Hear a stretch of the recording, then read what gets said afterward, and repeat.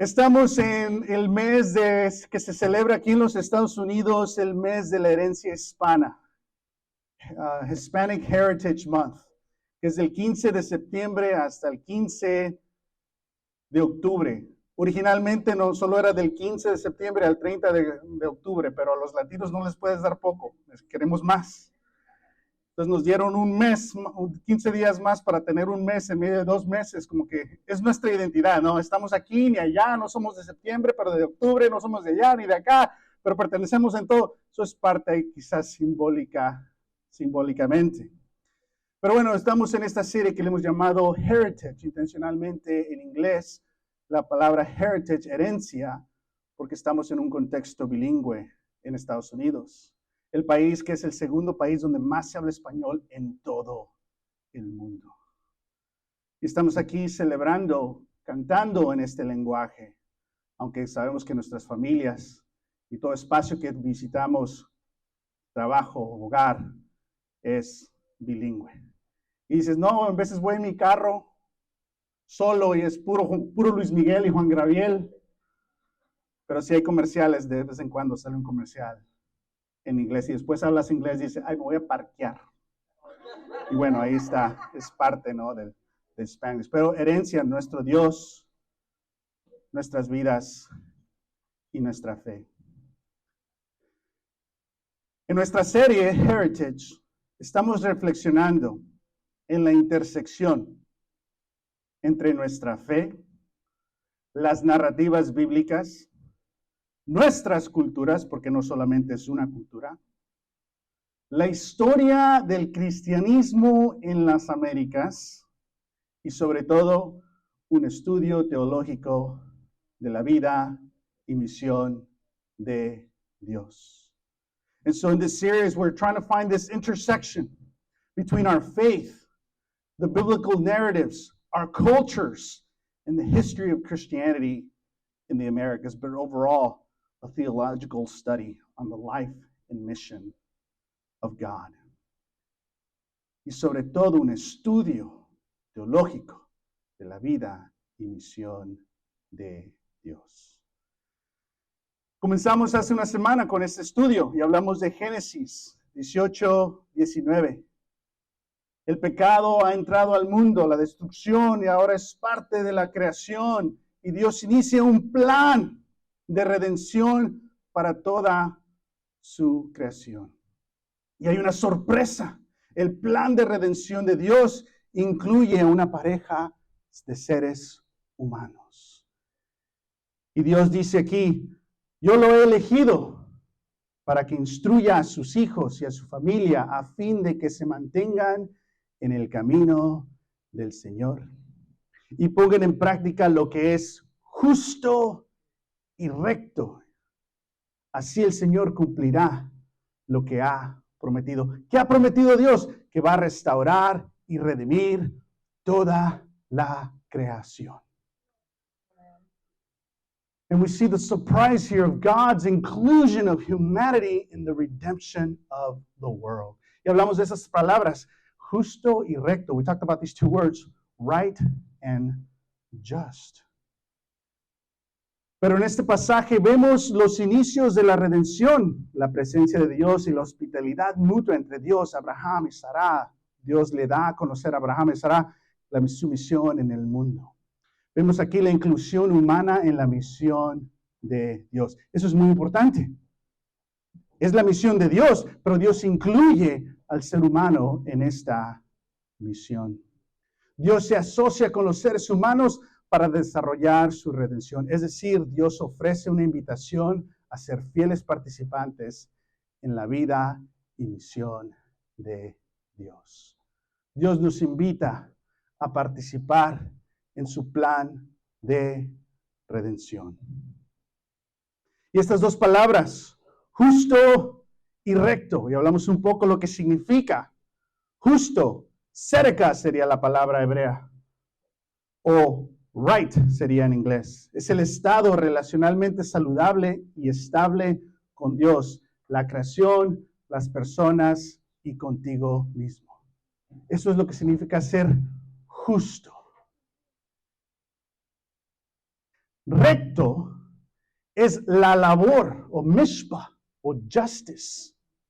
Es la labor, las acciones, los esfuerzos de restauración de las relaciones que han sido distorsionadas. Y Dios dice, yo voy a redimir el mundo y me voy a asociar con la humanidad. Y la humanidad me va a ayudar a redimir este mundo, siendo una humanidad justa, que significa que tienen las relaciones saludables. Relación con Dios, relación con unos u otros, relación con tu comunidad, relación con tu ambiente y relación contigo mismo, saludable y estable. Pero cuando eso se interrumpe, se daña, ¿tienes relaciones heridas y dañadas? ¿Todavía están sanando ciertas relaciones? Ese es el trabajo que Dios hace y Dios nos invita a participar en esta mishpah, ese trabajo, esta labor de reconciliar estas relaciones. Everardo compartió un poco sobre nuestro viaje a la Casa del Migrante, un albergue de migrantes en Tijuana, una asociación a la cual tenemos un pacto para ayudarnos unos a nosotros, Hope for White Tijuana y Casa del Migrante. Lo que más necesita esa gente es restablecer sus relaciones. Ese es el problema más grave. Ha habido un conflicto fuera de mi control, en mi ciudad, en mi familia, en mi país, y ahora no puedo estar aquí. Hay una interrupción en sus relaciones. Y quiero entrar a otro país para tener asilo, tener refugio, pero no se me da una invitación clara. Hay una interrupción de relación. Mishpah es el trabajo social, es el trabajo personal, es el trabajo espiritual, es el trabajo emocional de restaurar lo que ha sido distorsionado. Y ese es el plan del inicio de Dios. Entonces vamos ahorita a ver en nuestra serie de Heritage. Vamos a ver la historia del cristianismo en las Américas. La historia del cristianismo en las Américas. Ahora, este es un tema pesado, incómodo, doloroso. So les digo eso como aviso. So we looked at God's plan of redemption, calling humanity to participate faithfully with God in Mishpah and Tzedakah, in restoring relationships and in working towards the restoration of those relationships. And right now, all of us are being healed and formed and redeemed because God is working His Mishpah in our lives. But even as we're being worked on and formed, God is still calling us to help and serve. But now we're going to look at the history of the Americas, because again, there's a lot of content here. Hay mucha información aquí y todo se conecta. So we spoke a little bit about historically in the Christian spaces, we hear about these historic figures and influential people, but most of them are Europeans, which is okay. We don't want to take anything from that, but we're rediscovering our heritage roots in Latin America of men and women who have been faithful to God. Hablamos como estos personajes han tenido de gran influencia y impacto, pero en su mayoría europeos. Y qué bueno, nos han ayudado y han ayudado. Pero en veces no conocemos a personas de fe en nuestro contexto cultural. Y vamos a hablar de ellos. Ese no soy yo, no es una foto. Hace unos años, antes de la pandemia, cuando estaba más flaquito, tuve el privilegio de ir a la República Dominicana. La isla de la República Dominicana está conectada con Haití, la isla de Haití. Fue una isla, pero se dividió y hay toda una historia muy triste ahí.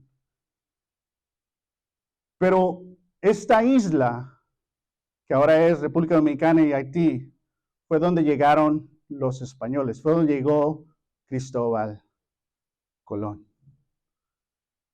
Tuve el privilegio de visitar estos espacios donde hubo este encuentro entre los españoles y los pueblos nativos.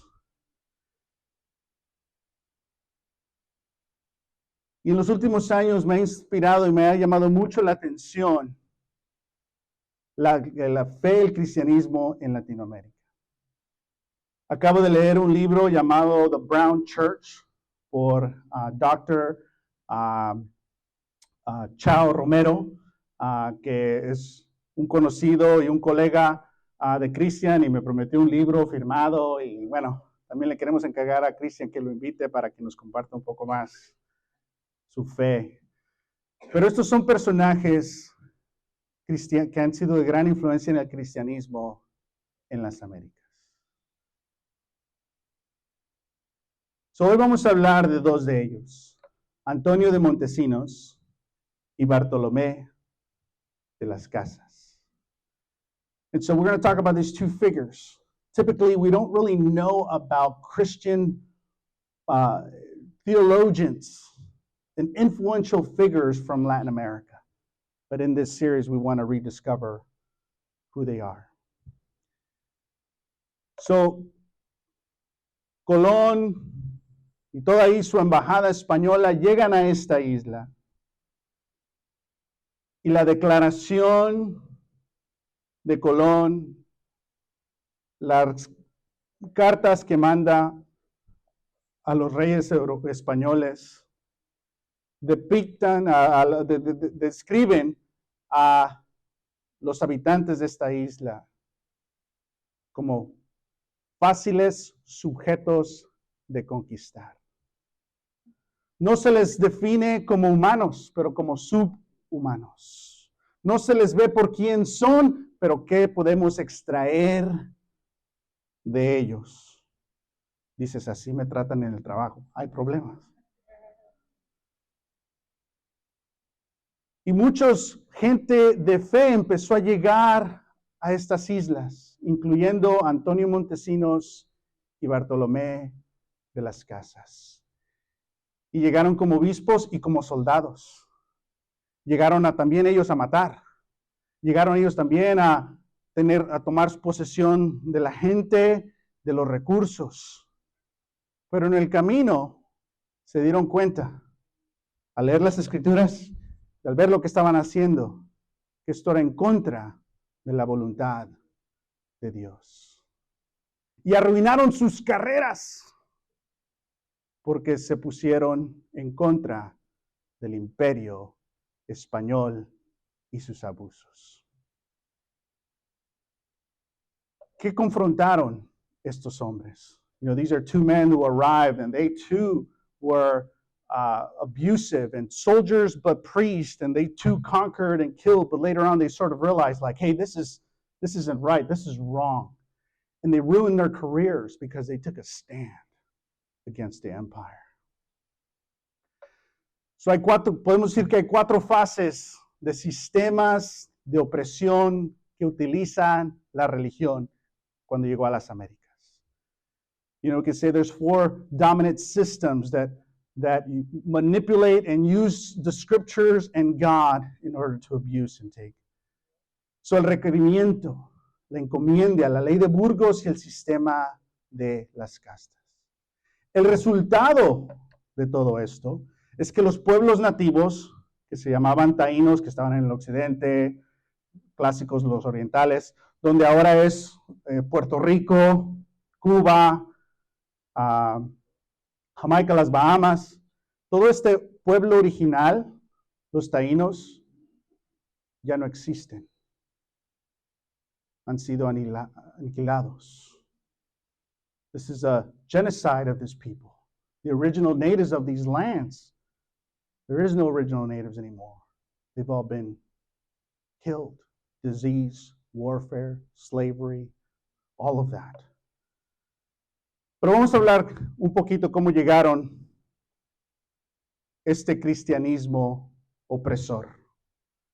El requerimiento era que tenías que decir En el nombre de Dios y de los reyes, estos pueblos, estos terrenos son de nosotros. Y si no me los das, en el nombre de Dios y de los reyes, tenemos el derecho de matarte y quitarte todo. Porque esto es la voluntad del Dios que nos ha mandado a salvar todo el mundo. Y si no te sometes a esta voluntad, estás en contra de Dios. Cosas así.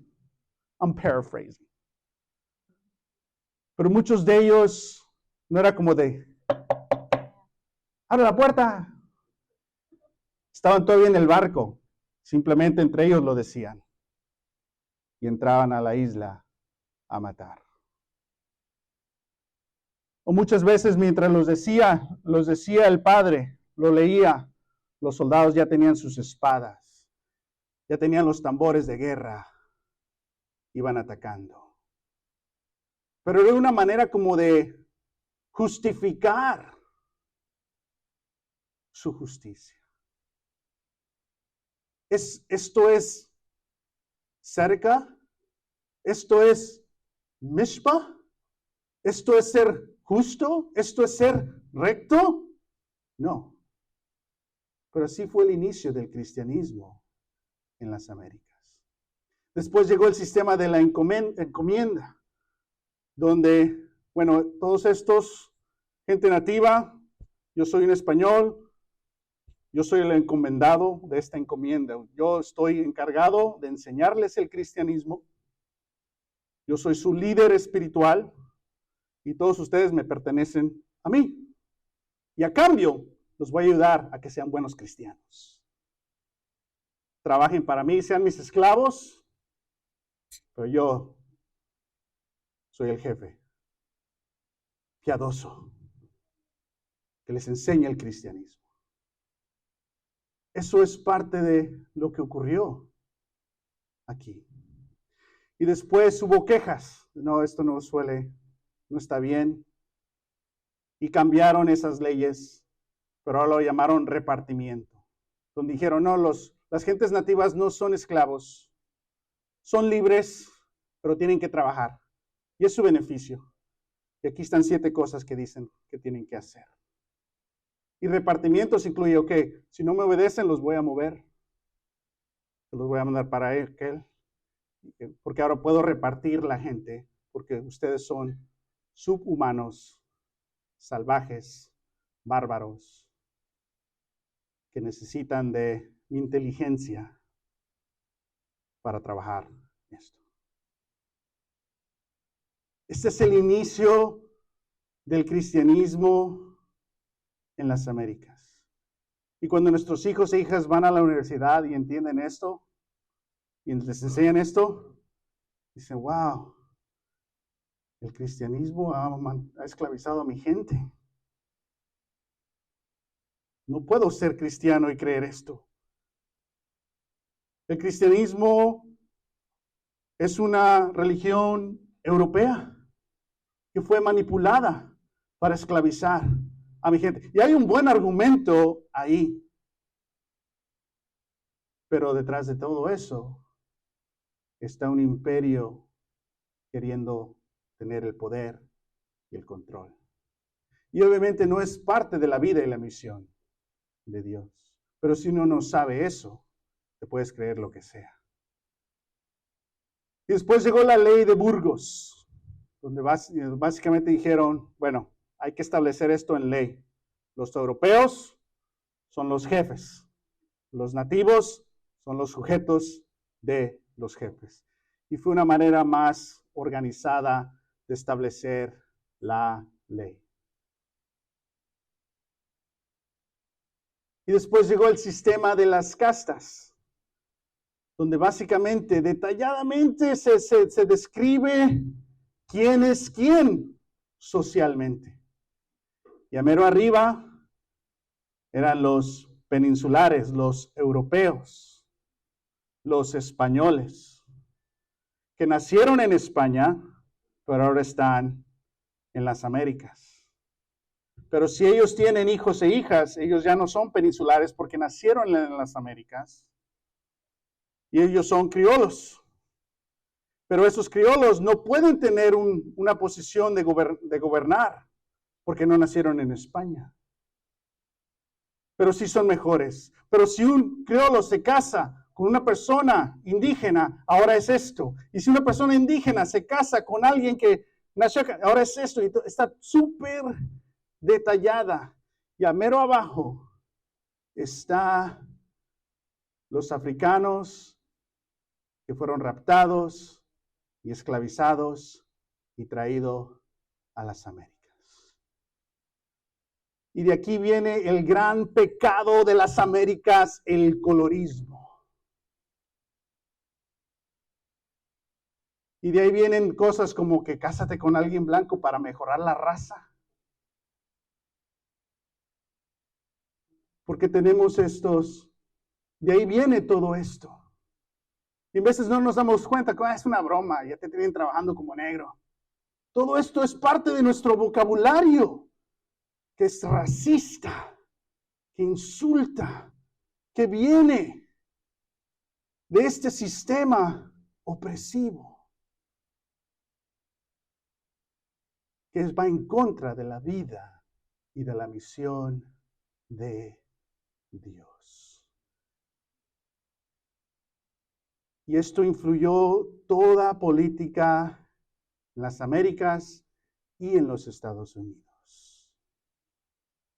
Y con este tipo de opresión se lleva ahora a la Nueva España, que ahora es México, a la Nueva Granada, que ahora es Ecuador, Colombia, Venezuela, Panamá, a la Florida, al Perú, donde se aniquiló, se destruyó las culturas, porque eran gente diferente. Todo esto en el nombre de Dios.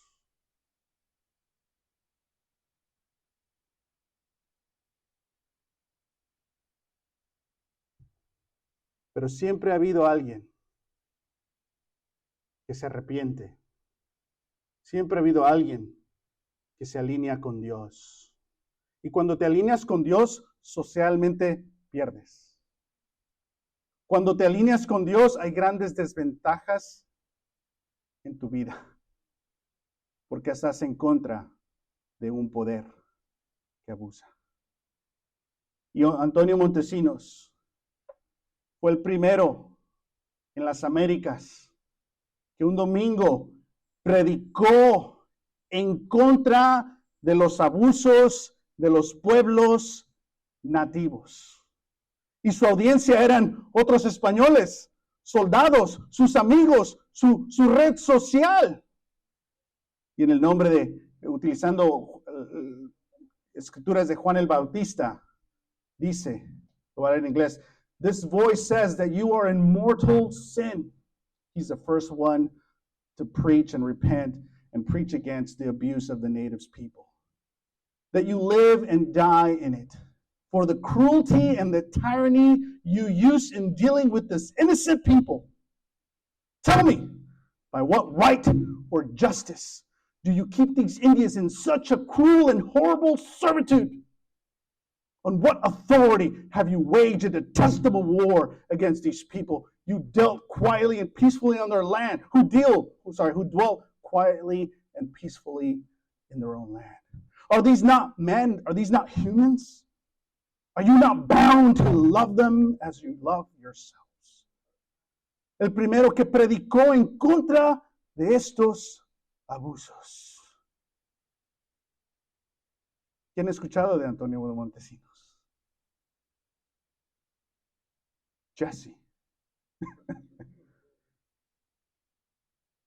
Otro de estos hombres fue Bartolomé de las Casas. Bartolomé de las Casas era soldado, era obispo, tenía esclavos, él mató en nombre de Dios y ahora tenía su posición cómoda. Pero Dios lo llamó al trabajo de Mishpa, ascética, a shalom, a hacer lo justo y lo recto. Y él escribió muchísimo. Y puedes leer sus libros todavía. Y él dijo esto: como hemos dicho, la isla Hispaniola, que es ahora República Dominicana y Haití, fue la primera en presenciar la llegada de los europeos y la primera en sufrir la matanza total de su gente y la devastación y deploración de la tierra.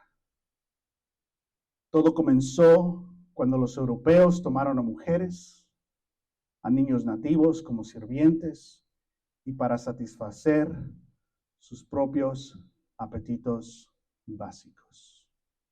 Se abrieron paso hacia los asentamientos nativos, masacrando a todos los que encontraron ahí, incluyendo niños pequeños, ancianos, mujeres embarazadas, incluso mujeres que acababan de dar luz.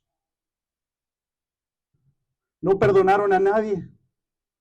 Erigieron horcas, especialmente anchas, en las que podían colgar a sus víctimas con los pies a ras del suelo y luego quemarlas vivas de a 13 a la vez en honor al Salvador y sus 12 apóstoles.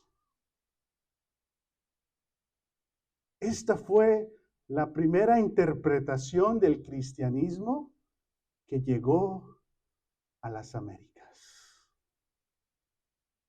Y todos nosotros, de una manera u otra, hemos sido formados por esas malas interpretaciones. Y todos nosotros hemos sufrido y todavía en nuestras familias por estas interpretaciones, ya sea el colorismo, ya sea en ver a alguien como un sujeto, ya sea el clasismo, los que tenemos y los que no tienen. Ya vemos la hipocresía con los vecinos. Todos estos traumas son parte de nuestras culturas. Y lo tenemos que aceptar, y lo tenemos que lamentar, y lo tenemos que decir y no ocultar. Porque parte de sanar es eso. Y algunos dirían, y han dicho históricamente, nunca puedo ser cristiano por lo que hicieron estos cristianos. Otros dirían, pero había un cristiano, Bartolomé de las Casas. Él dijo la verdad. Y que él se dice que pasó 7 años de su vida en el mar, debatiendo, porque vivía en la isla española, iba a debatir a Valladolid, donde jugó Cuauhtémoc, que metió un gol ahí, algo simbólico. Tenía que ir a España a debatir para la igualdad de los pueblos nativos. Y tenía debates teológicos con líderes de la iglesia. Regresaba. 7 años de su vida en el mar, sirviendo para que la iglesia ciega vea la voluntad de Dios en los seres humanos. ¿Suena familiar?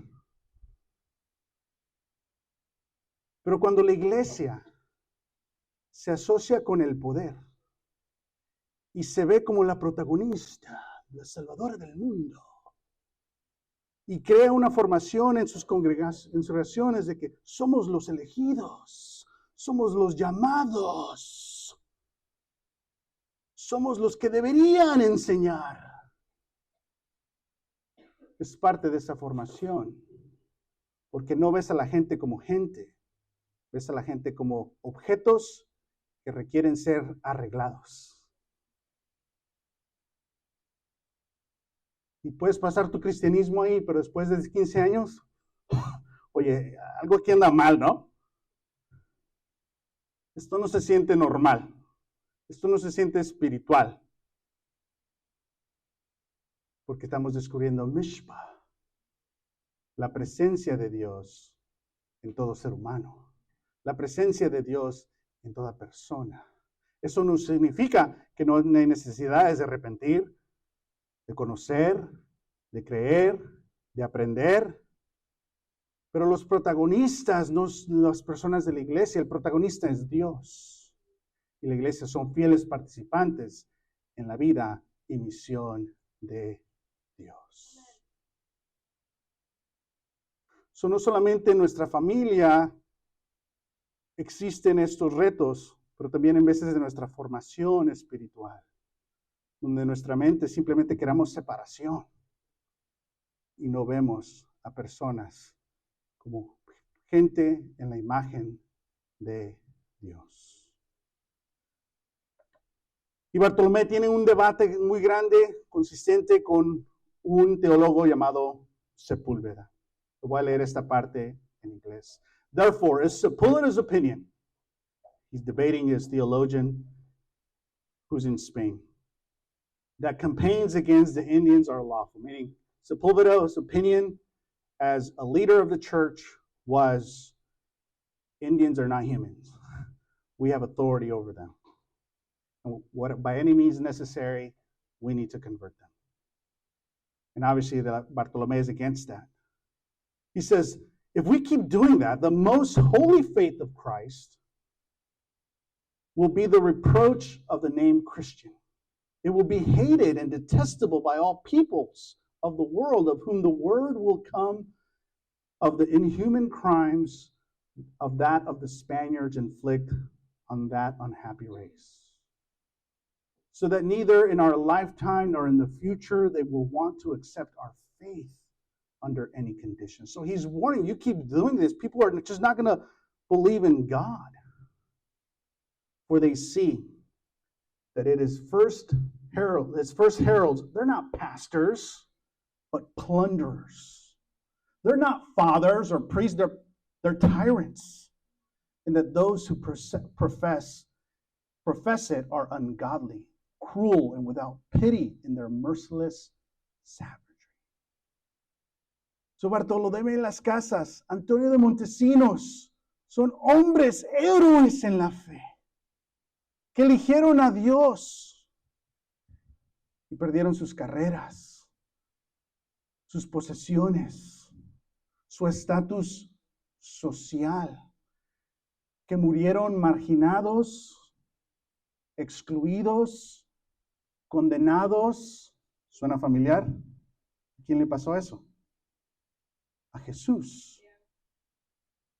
Es la misma historia del Jesús que viene a su pueblo porque sus prácticas son opresivas, porque sus prácticas son exclusivas y porque su interés es dominar y controlar el templo y la sociedad. Y Jesús viene y tumba las mesas que separan y dice, esta es la voluntad de Dios. Creer en mí, yo soy el templo, yo soy el camino, yo soy la luz, no estos sistemas. ¿Y qué le pasó? ¿Cómo lo asesinamos? ¿Cómo lo marginamos? ¿Cómo lo matamos?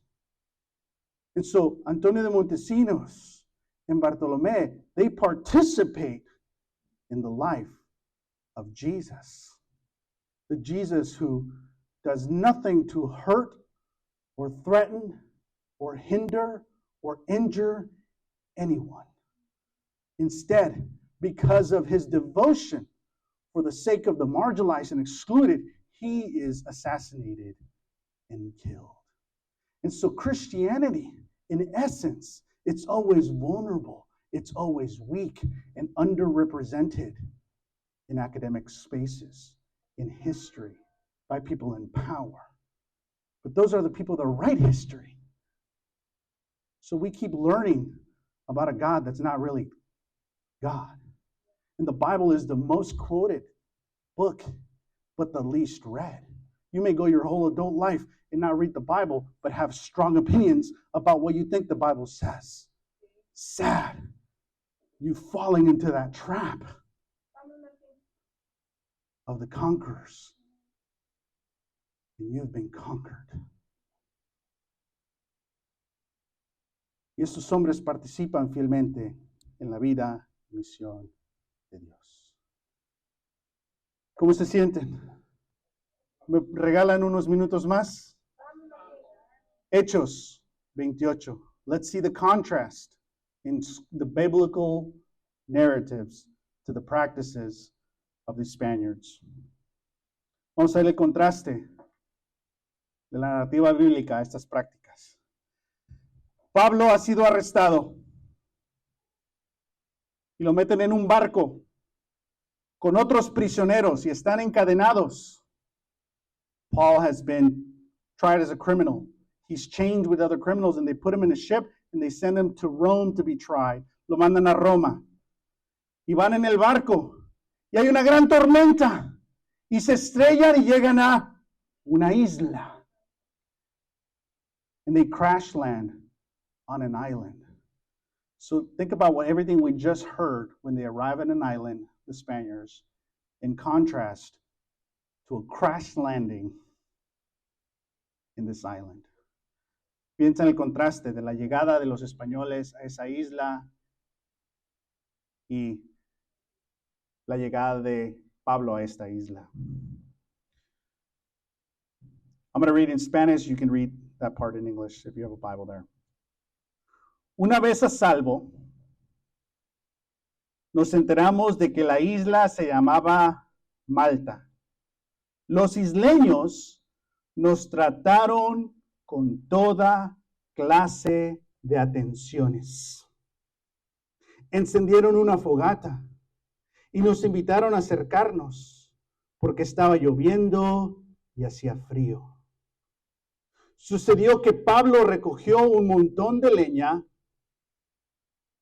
y cuando lo estaba echando al fuego, cuando una víbora que huía del calor se le prendió en la mano. Al ver la serpiente colgada de la mano de Pablo, los isleños se pusieron a comentar entre sí: sin duda este hombre es un ¿qué? ¿Por qué dicen eso? En el barco, ¿quién iba? Otros prisioneros. ¿Cómo iban? Encadenados.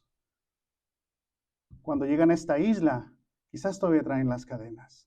Los de la isla ya sabían, estos son hombres que han hecho algo malo. Estos son hombres que tienen un juicio, que tienen un castigo porque hicieron algo malo. Pero ¿cómo se les trata? A pesar de que pueden ser un riesgo, a pesar de que traen cadenas, a pesar de que quizás han hecho algo malo, porque hay soldados que los están cuidando.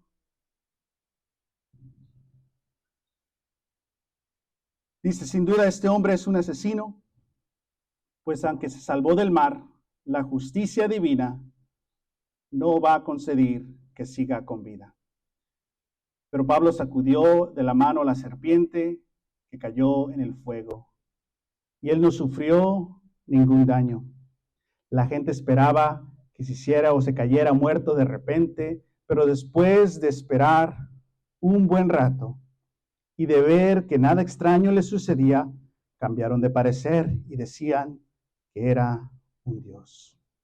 Cerca de ahí había una finca que pertenecía a Publio, el funcionario principal de la isla, the chief of this island.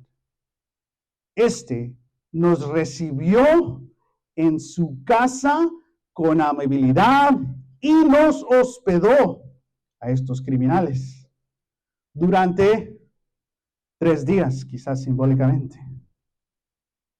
El padre de Publio estaba en cama, enfermo con fiebre y disentería. Pablo entró a verlo y después de orar le puso las manos y lo sanó. Como consecuencia de esto, los demás enfermos de la isla también acudían y eran sanados. Nos colmaron de muchas atenciones y nos proveyeron de todo lo necesario para el viaje. I'll read verse 10 in English.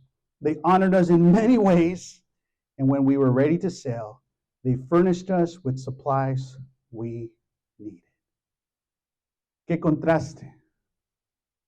Y me quiero imaginar que cuando llegaron estos españoles, que quizás la gente nativa, de acuerdo a cómo la describe Antonio Montesinos, de cómo la escribe Bartolomé Las Casas, era igual hospitalaria, donde no venían un mundo que tenía que ser posesión, donde no veían que una tierra era de una persona, pero había una relación saludable con la tierra. No significa que no había problemas y retos, pero vemos este contraste.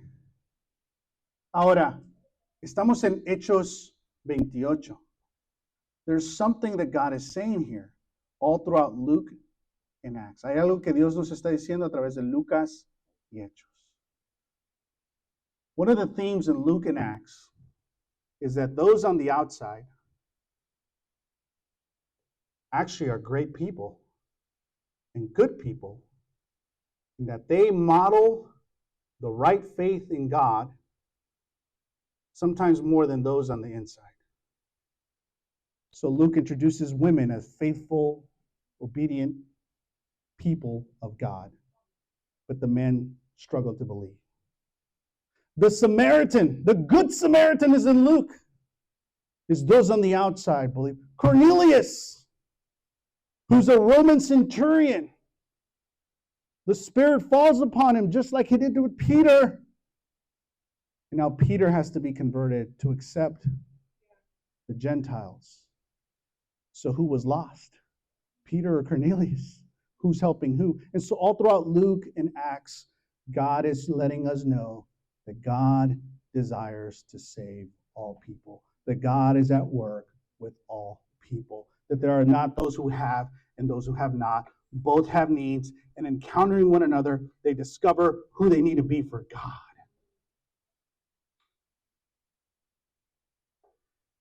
Entonces Lucas nos está diciendo en toda su teología que Jesús muere con los marginados, que Jesús muere por los pobres. Y hay un argumento teológicamente en Lucas que Jesús muere y murió con y por estos taínos y por todos los pueblos indígenas que han sido masacrados y han sufrido la opresión, así como Jesús ha sufrido la opresión. A toda la gente que ha vivido en la esclavitud y ha sido tratada mal y ha sido abusada y eliminada de esta tierra. Hay una teología en Lucas que nos dice que Dios también murió con ellos y por ellos. Y vemos aquí que nos enseña que la persona de la isla son hospitalarios y son generosos. ¿Por qué nos incluye esto Lucas aquí al final? Porque la iglesia, después de Europa, va a ir a otros continentes como las Américas, pero no se llevaron esta teología. Se llevaron otra teología, donde nosotros somos y ustedes no. Imagínate si se hubieran llevado la teología de Lucas a las Américas. ¿Cómo sería el mundo? Pero la verdad es que la teología de Lucas ya está aquí. ¿Cómo pueden ser nuestras vidas? ¿Cómo pueden ser nuestras familias? ¿Cómo podemos ser nosotros? Hay en ti una formación de la teología española. ¿Todavía tratas a la gente como los españoles trataron a estas personas? ¿Todavía hablas así? ¿Todavía juzgas así? ¿Todavía te burlas así? ¿Todavía envidias así? ¿Todavía manipulas así? ¿Todavía eres controlado por la posesión, el estatus? ¿Qué dicen de ti? ¿La obsesión de estas cosas? ¿O eres formado por el Dios humilde, generoso, piadoso, misericordioso, lleno de gracia? Esto es parte de nuestra herencia. Lo horrible y lo sagrado. Puedes seguir participando en lo horrible o lamentarlo, arrepentirte y participar en lo sagrado. Vamos a orar tomar comunión, con lamento por el sufrimiento de estas personas, con lamento por la opresión y los abusos de este cristianismo que no era cristianismo, pero también con inspiración de que hombres como Antonio de Montesino, como Bartolomé Las Casas, fueron fieles participantes y como igual nosotros podemos ser fieles participantes en la iglesia, en el trabajo, con la familia, en esta vida. Amén. Oremos. Dios